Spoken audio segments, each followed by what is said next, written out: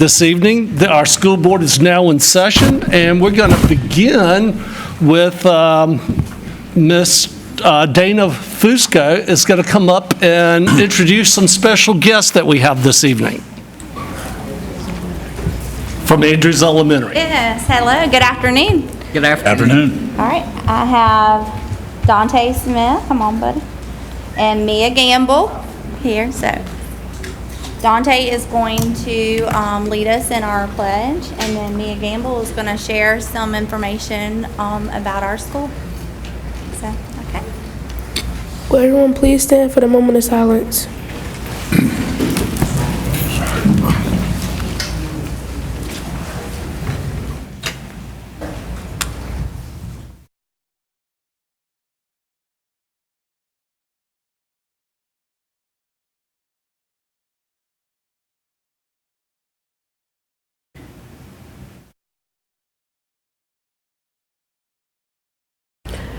Now we will recite the Pledge of Allegiance. Attention, salute, pledge. I pledge allegiance to the flag of the United States of America and to the republic for which it stands, one nation, under God, indivisible, with liberty and justice for all. Thank you. You did a great job. All right.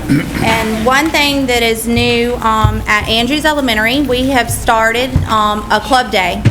So Miss Mia Gamble and Dante, both of them are two of our fifth graders at Andrews Elementary. So she is going to share a little bit about our club day. Good afternoon, everyone. Good afternoon. Today, I'm here to tell you a few new things I like about Andrews Elementary School. I like the club days and Grandparents' Day. Club days occur every half day, which is always on a Wednesday. There are a variety of clubs that put kids in different groups/clubs based on their hobbies and likes. Some clubs that I know of are the Yearbook Club, the Fitness Club, Games and Puzzles, and the Kindness Club. The Kindness Club walks around the school and puts short, kind messages on staff doors.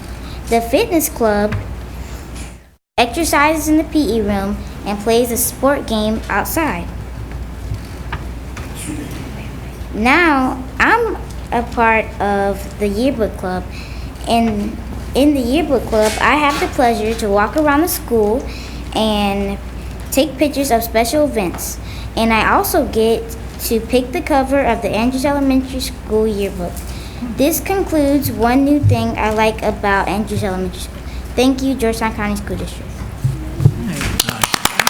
Thank you so much. I appreciate it. Thank you. What great students. Yes, Thank we you. do. We have a wonderful staff. Yeah. Wonderful students. So. Before we proceed, I'll just take a moment to just give my heartfelt emotions to passing of a longtime educator, Mr. Sampson Hughes. He was principal at Rosemary Middle School, a longtime educator in the Andrews community. He hired me to work in Georgetown County. Then he retired. I don't know if that's a good indicator or not, but he was a great man, and the community will definitely miss him.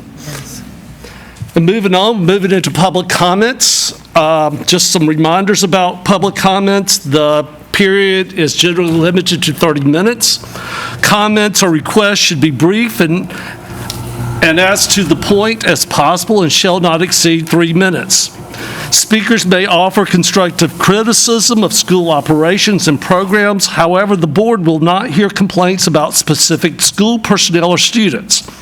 Those complaints should be brought to the appropriate supervisory personnel or board members privately. Further, persons commenting and members of the audience must remain civil and respectful at all times. Anyone violating these guidelines may be asked to leave the meeting. Our first speaker this evening is Ms. Forehand.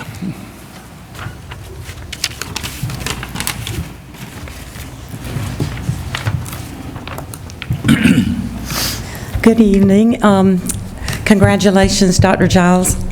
as being our superintendent. I think that's great, and she's a product of this area. I'm a product of this area. I've been teaching in Georgetown County for 29 years, and I went to Kensington School, Beck Middle School, and graduated from Winyah High School and attended Coastal Carolina and to receive my education degree. I'm just here tonight not to complain or cause any problems, but I just wanted to be I just want to be proactive for my school. I have been there forever, it feels like, and we do great things at Plantersville. And I would love to see our school still be able to be open to honor the magnet program, because our students have just flourished so much being a part of the digital immersion program. And it's just great to see the excitement, the collaboration, what they do together as peers and friends, and they are becoming great leaders. And it would be great to see that continue. I just wanted to mention that, and also say that I have a little quote here from Benjamin Franklin. "Tell me and I forget, teach me and I may remember, but involve me and I learn." And that's what's happening in Plantersville. And we do a lot out there.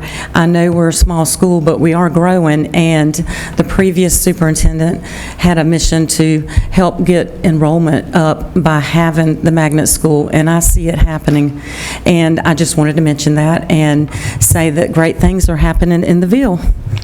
Thank you very much.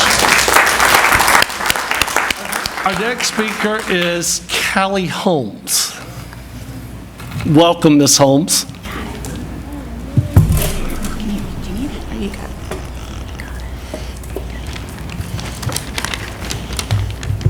My name is Callie Holmes. I am a third grader at Plantersville Elementary Digital Immersion School. My school may be small, but it is full of dedicated teachers who are grooming future leaders. At Plantersville Elementary, we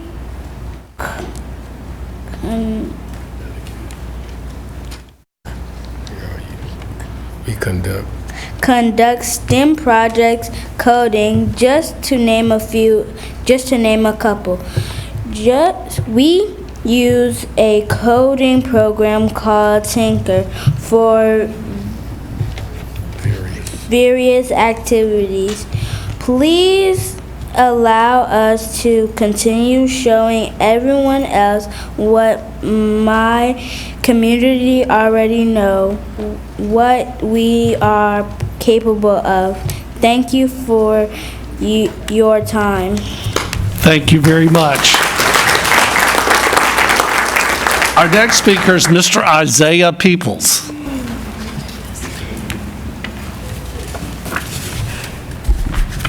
Good evening. My name is Isaiah Peoples. I am a 5th grader at Plantersville Digital Immersion School. I would like for you to please reconsider not closing our school. We have made lots of changes over the past months. We do lots of coding, STEM to make learning fun. We also have the village youth that help us with our homework, and the summer program that I look forward to every summer. If you're not busy, please be my guest for our Ramcom Student Showcase, October the 3rd at 9 a.m. Thank you. Thank you. It is my understanding we have a third student who's going to speak, but I don't have her card. Would you please introduce her for us, Ms. Thompson? Is it Zariah? Yes, ma'am. Mr. Gaskins, this is Zariah Lawrence. Hey, Zariah, thank you for being here. Hello, board members and Superintendent Dr. Giles.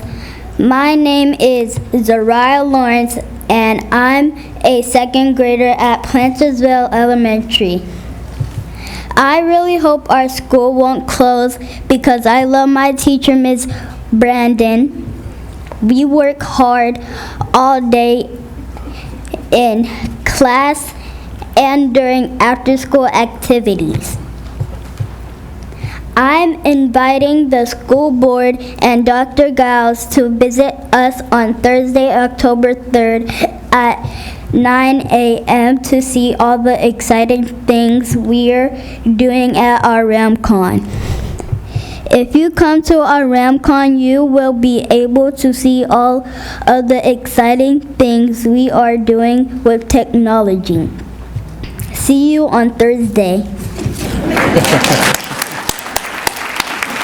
Let's give all three of these students a round of applause, please. Our next speaker is Mr. Marvin Neal. Again, good evening. Dr. Gasson, Dr. Gauss, Mr. Gasson, Dr. Gauss. Excuse me. Can I get my time back?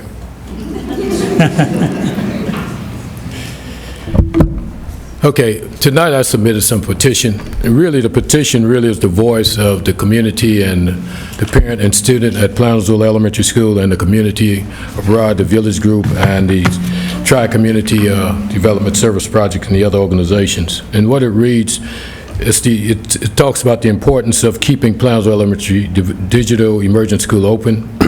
Plownsville Elementary Digital Emergent Schools plays a vital role in the education of our children, especially for those who struggle academically. Keeping Plownsville open should be a priority for the Georgetown County School Board, recognizing we are only digital school in our county, preparing careers and college-ready students at an early age. Our smaller class size are essential for our students' success, particularly for those that are struggling with learning. Research consistently shows that students in smaller class receive more individualized attention from their teachers. This is one-on-one support and is crucial for a student who may find certain subjects challenging. At Plownsville, teachers can tailor their instructions to meet the unique needs of each student. When class size are small, students feel more comfortable participating in discussions, asking questions, and seeking help. Secondly, Plownsville Elementary School is not just any school, it is a digital emergent school. That means that students are immersed in technology-rich learning environments which prepare them for the future, where digital literacy is essential. The skills students gain at Plownsville, such as coding, digital communication, and online collaboration, are invaluable. Furthermore, the petitioners request that the Georgetown County School Board reconsider the decision to close Plownsville Elementary and instead allow for the recruitment of more students through this magnet grant. This grant provides an opportunity for the school to market its unique program and attract families who may not be aware of the benefits of a digital emergent education. Again, we invite you out Thursday to see our immersion Plownsville School on Thursday and watch our children present their projects. Thank you for your time. Thank you. Our next speaker is Miss Julie Gretchel. Hello. Hey. Thank you for letting me speak tonight. I'm going to speak about an issue that has profoundly impacted my child, and I believe many other students in our district. The lack of adequate support for students with learning disabilities, in particular dyslexia. As a parent, it's heartbreaking watching my child struggle in an environment that should foster growth and learning. Despite being smart and capable, he has faced significant challenges. Unfortunately, our school district has not provided the necessary resources and support to help him thrive. From early on, it became evident that my child was struggling with reading and writing. He has a family history of dyslexia. Despite my repeated concerns, the response we received was often inadequate. We were told to wait, to give it time, try tutoring, but these solutions did not address the root of the problem. We needed a structured, evidence-based approach that specifically targets dyslexia. Instead, we were met with vague assurances and minimal intervention. In second grade, I requested an evaluation. They gave it to him. However, she told us that he had maybe a mild case of dyslexia. She also said that they had nobody in the district that could help him and gave us a list of resources for providers to seek help outside of the school district. I didn't know any better, so I agreed to do that. He was given a 504 at that time. Many teachers did not follow the 504. So I asked for a meeting because he was failing most of his classes by 5th grade. They called a meeting. They required him to come. And then they told him that he was not doing enough, he wasn't trying hard enough, and that he was lazy. They made him cry. I was dumbfounded and heartbroken for him. The trauma from that day still stays with him. After that meeting, I hired an advocate, and I reached out to the district office to ask for a full evaluation because he was reading at a kindergarten level still in 5th grade, and no one seemed to care. The evaluation qualified him at that time for an IEP. After spending thousands of dollars on advocates, the district offered to pay for an outside program like OG or Wilson, but they would only allow him to do it after school. He was so heavily involved in sports. You see, sports and other extracurricular activities are so important to kids with learning disabilities. It may be one of the few times in school where they feel like they are not actually a failure. I was not willing to sacrifice that outlet for him when he should have access to this during school hours, in my opinion. The consequences have been significant. My child has faced frustration, anxiety, ridicule, and a declining sense of self-worth. He is still years behind in reading, and he's in high school now. It's disheartening to see the love for learning diminish due to the lack of understanding and support. I urge the board to recognize that dyslexia is not just a reading issue. It's a complex learning difference that requires a personalized approach. Our district has a responsibility to provide appropriate screening and intervention for all students, particularly those with specific learning disabilities. My education, I'm almost done. My educators, or many educators, are not adequately trained to identify dyslexia. Rachel, your time is up. Okay. Can I just say one more thing? One more. My child's experience is not an isolated case. It reflects a broader systemic issue that demands our attention. Every student deserves a chance to learn, grow, and succeed, and every student deserves a free, appropriate education, even the ones with learning disabilities. Thank you. Thank you. Our next speaker is Miss Christine Roberts. Good evening. I'm Christine Roberts. I am a mom of 3 children. I have a 24-year-old, 10-year-old, and a 7-year-old boy to be. I'm going to speak on behalf of my 7-year-old boy tonight. It's kind of piggybacking what Julie just mentioned. We were diagnosed with dyslexia last year when he was in kindergarten.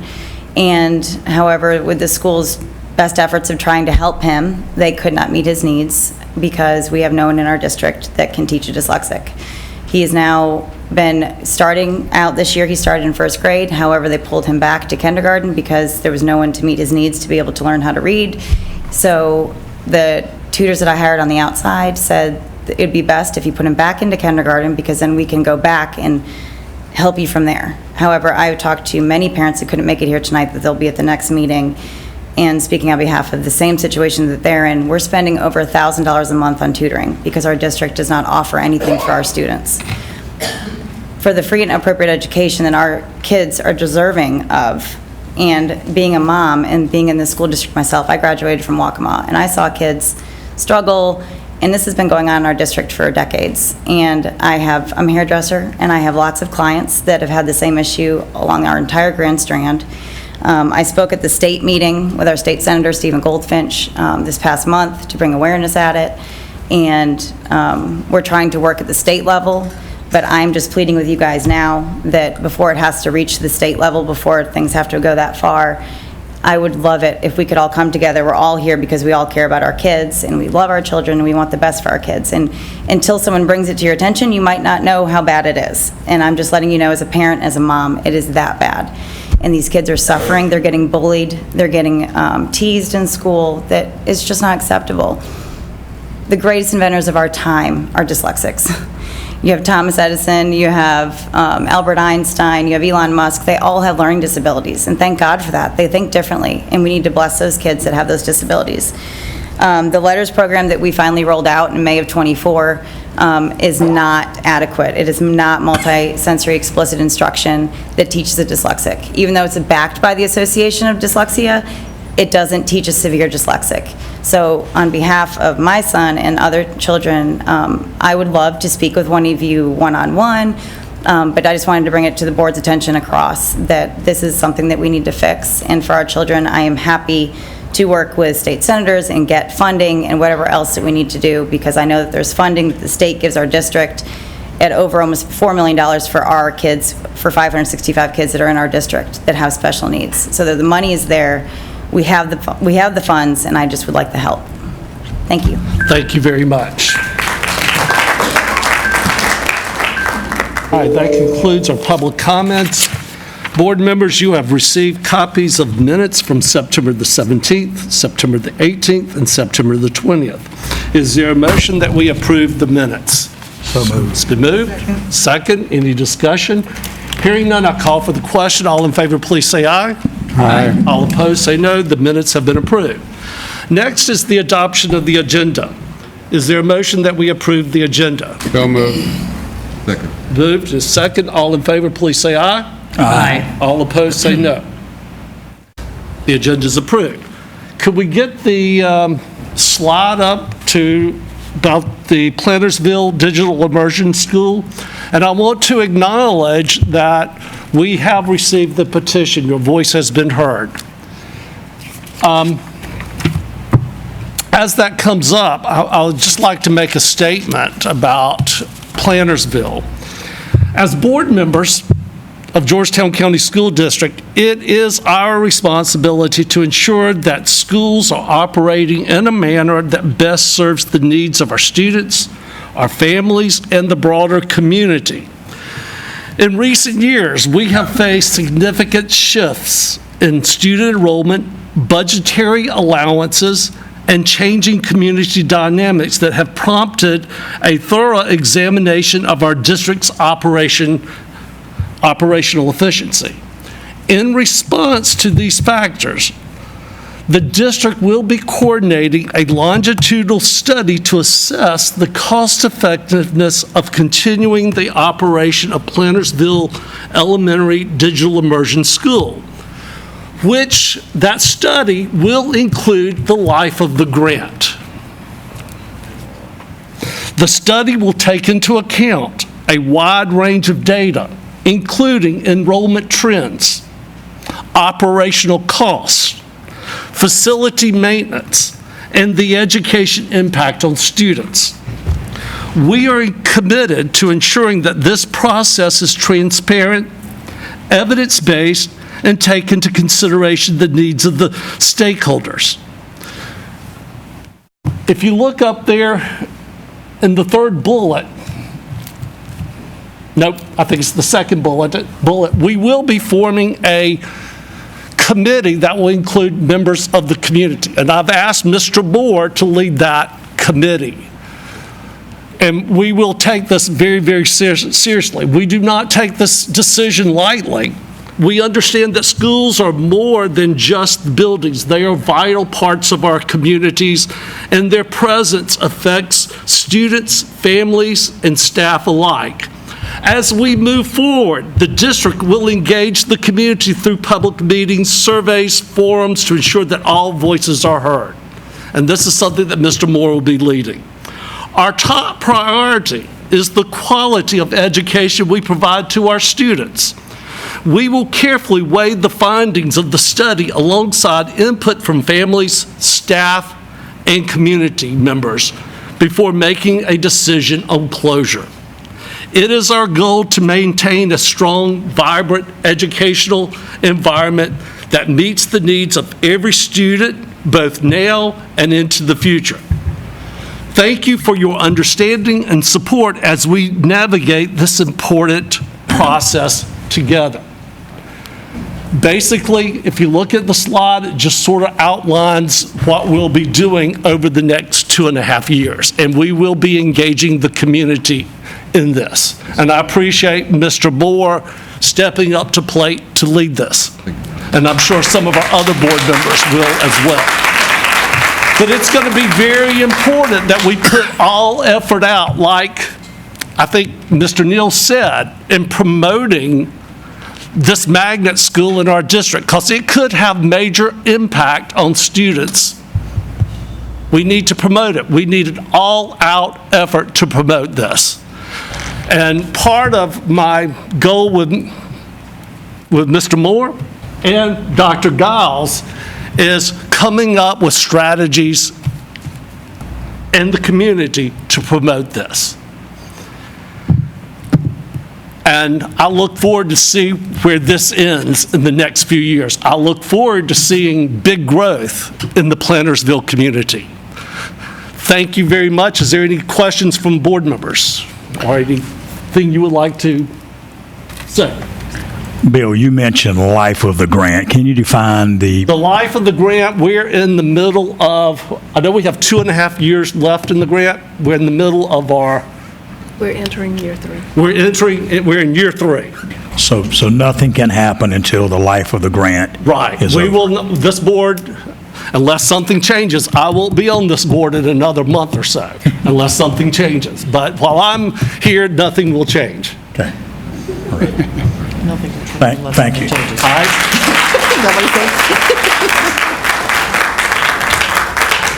That was easy. Okay, and thank you for understanding, because, you know, as we move forward, we have some big challenges with budgets that's coming up, some very big challenges, and I will not be sitting here to help with those challenges, which I'm going to be very sad about, because, you know, this is, being on the school board has been very dear and close to my heart. So let's move on before I get even more emotional. Just before we move on, I'm wearing the mask because I had a medical procedure done, but I hope you guys can hear me okay. I'm certainly looking forward to working with Superintendent Gauss on moving forward. Between her and I, we will coordinate with the community to get a meeting, to get some volunteers, because we want folks who want to be there and want to be there for the right reason. And it's not about us, it's going to be all about what's best for our kids. So we're looking forward to working with the community on making things best for Plannersville. Thank you. Thank you, Mr. Moore. It is all about our kids. Next on the agenda, I'm going to call Ms. Thompson up. Letter of support for South Carolina Parks, Recreation, Tourism, Property Acquisition in Georgetown County. Good evening, Chairman Gaskins, members of the board, and Superintendent Giles. The first item that I have this evening is another letter of support for the South Carolina Parks, Recreation, and Tourism Group. As we've discussed along all of these, this group has to have your permission to acquire property for public use, and the public use for this is the same as it has been for the rest of them, and that is for the creation of the Black River Water Trail and State Park. So they just need your blessing on this parcel that they can, this one will be held in trust by a separate group for a short period of time and then transferred to the state. But they just need your blessing on it formally. And I'll let you know that at our next meeting, we have 2 more of these parcels that'll have the same thing. So kind of an ongoing process here. Thank you, Ms. Thompson. I think you're up again. I think so, yes, sir. The next item is our new formal personal electronic communication device policy.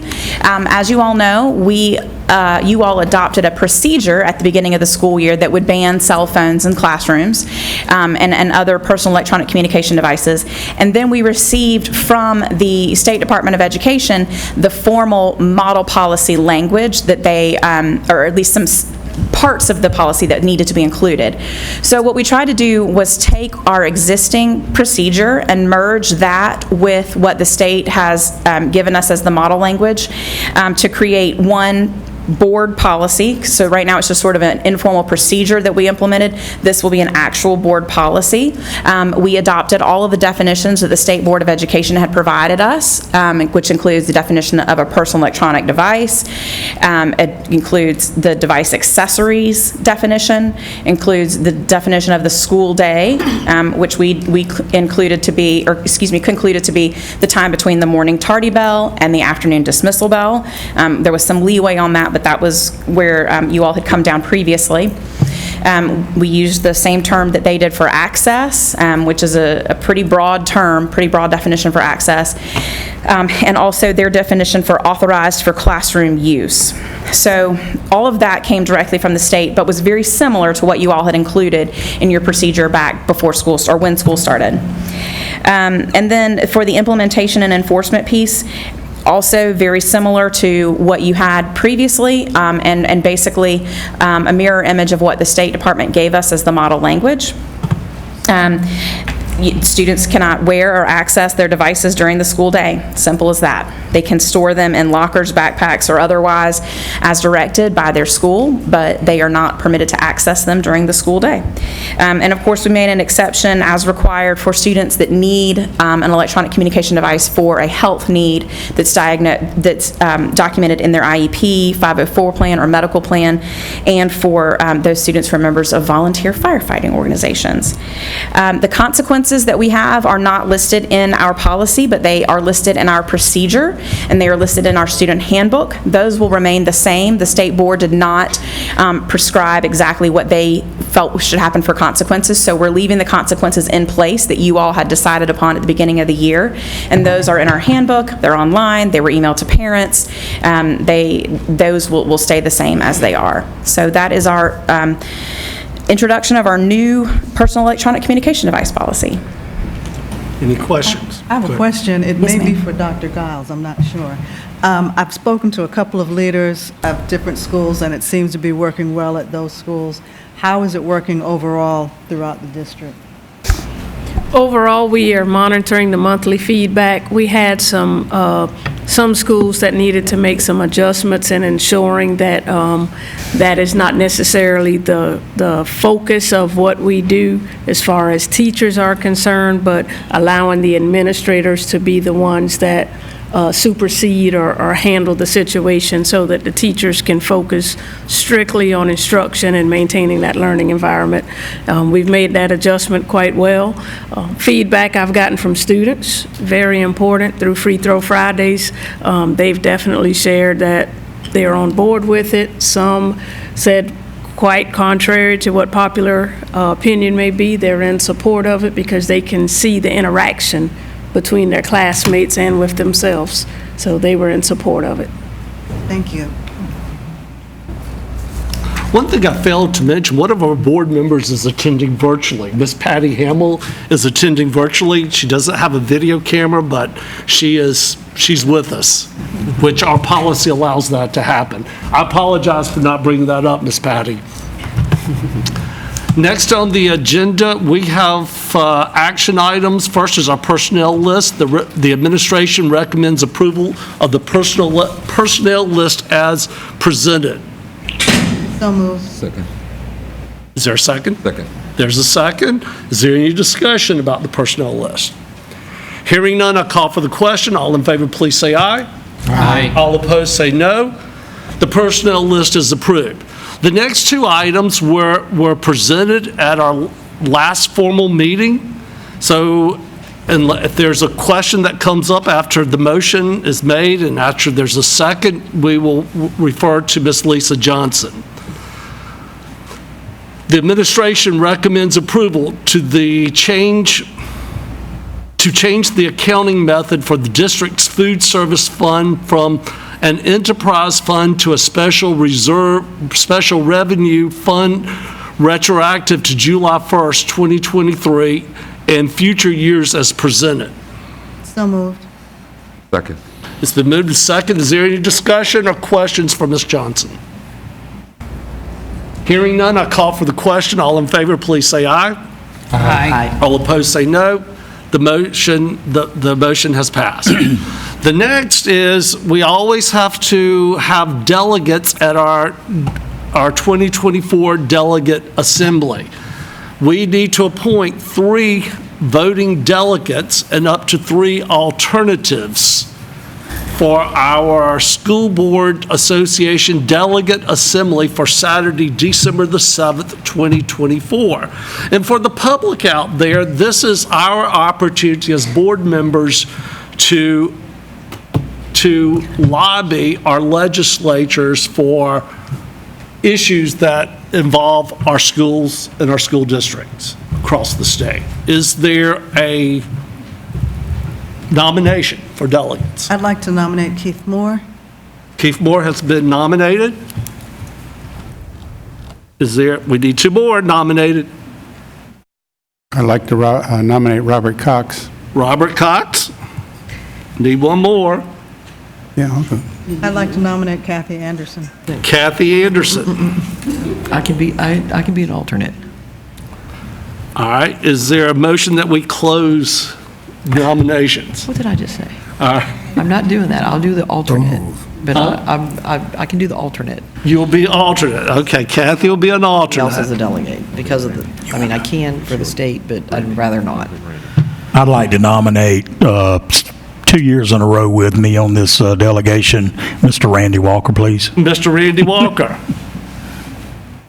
Okay, so we have 3 who will, as our delegates, Mr. Moore, Mr. Cox, Mr. Walker. Kathy will be an alternate. Do we need another alternate? We don't have to have 3, but we can have up to 3. I'll Hearing none. volunteer to be an alternate. I'll volunteer to be an alternate. Okay, Mr. DeBose will be an alternate. Do you have all of that, Miss Amanda? Yes, sir, I got it. All right, thank you very much. Okay, we'll move on to board superintendent comments or requests. I would just like to officially thank or congratulate Dr. Giles for being our new superintendent.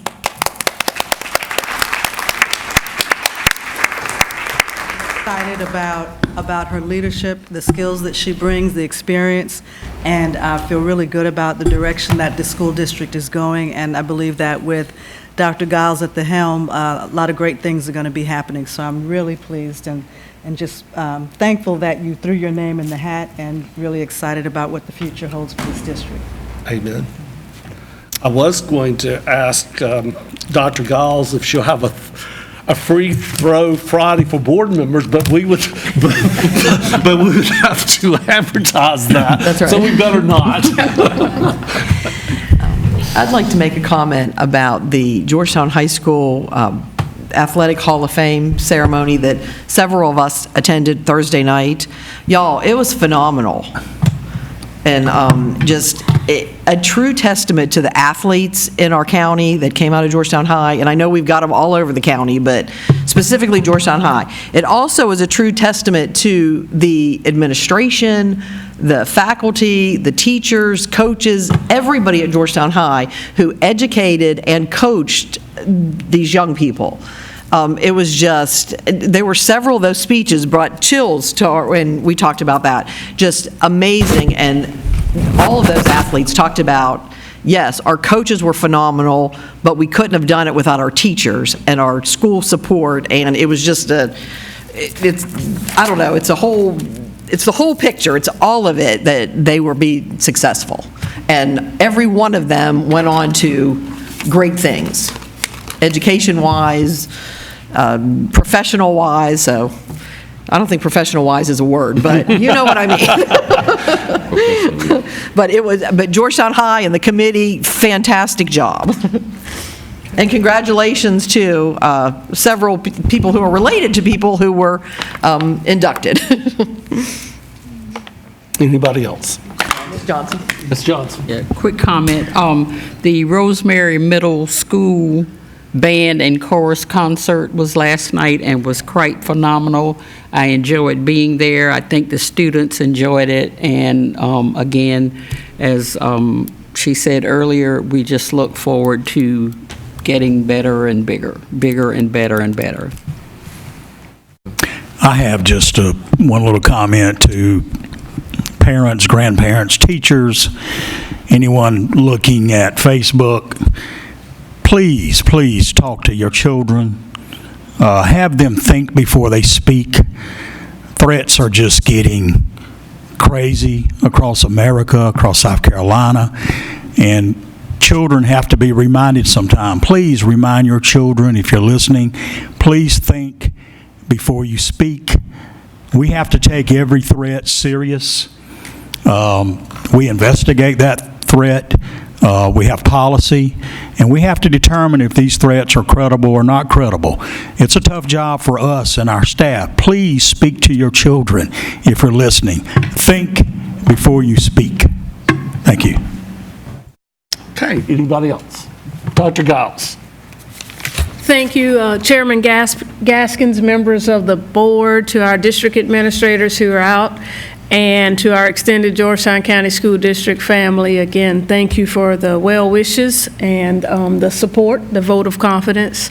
We're excited for where we're headed as Georgetown County School District, but more importantly as Team GCSD as we move forward. So again, thank you for that. On last week, we did experience the effects of Hurricane Helene. Our thoughts are certainly with those who are still significantly impacted by this storm, and even more, our thoughts are with the families of those who have experienced loss. E-learning assignments, of course, Friday was an e-learning day, so e-learning assignments for Friday, September 27th, are due tomorrow, October 2nd. So in order for your students to be marked as present for that e-learning day, they must turn in their assignments no later than tomorrow to be counted present. So that does impact our attendance. So those who are out in the audience or those who are listening, please ensure that our students are turning in or submitting their assignments. Also, as a reminder, October 7th, which is next week, is an e-learning day that was scheduled prior to this past e-learnings day. Assignments for October 7th will be due on October 14th because we will be on fall break on next week. So we do want to give that grace period for next week due to fall break, but those assignments are due October 14th, and we need our students to be counted as present, and even more importantly, they need those grades submitted. So please ensure that our students submit those assignments. It's October 1st. We welcome October. This year is moving quite rapidly. There are several celebrations this month. October is National Principals Month, so we definitely recognize our principals.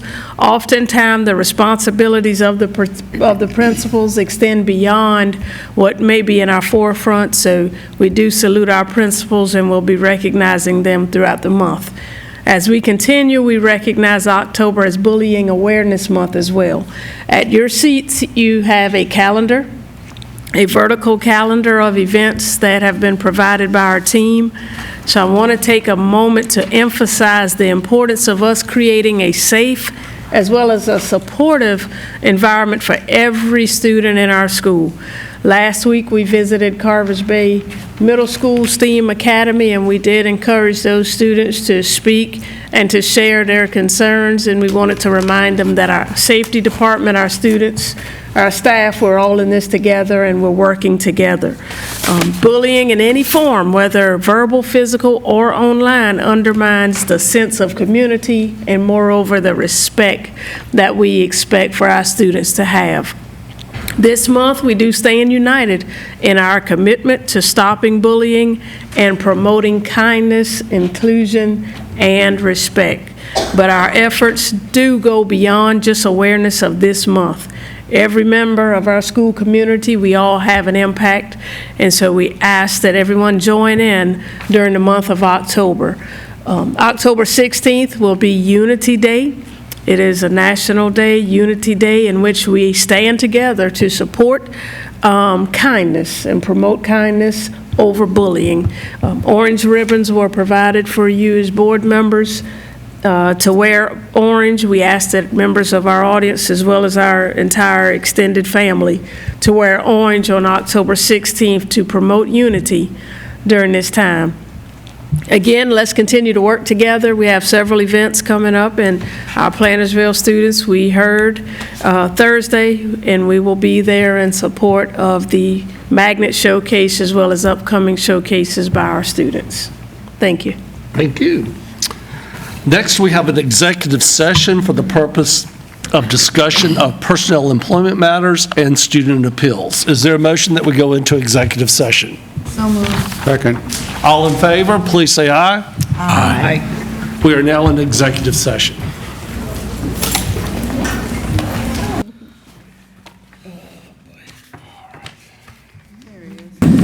Is there a motion that we come out of executive session? Second. All in favor, please say aye. Aye. We are now out of executive session. Is there any motions that we need to make regarding student appeals? Yes, Mr. Chair. Regarding student S1, I move that we amend the decision of the hearing officer and require student S1 to be placed on home-based services for 45 days. Second. There's been a second. Any discussion? All in favor, please say aye. Aye. Opposed? The motion is carried. Is there anything else, Ms. Johnson? Yes, Mr. Chair. Regarding student S2, I move that we uphold the decision of the hearing officer. Is there a second? Second. There's been a second. Any discussion? Hearing none, I'll call for the question. All in favor, please say aye. Aye. Opposed, say no. The motion is carried. Is there a motion that we adjourn? So moved. All right, all in favor, say aye. Aye. All right, see y'all in a few weeks.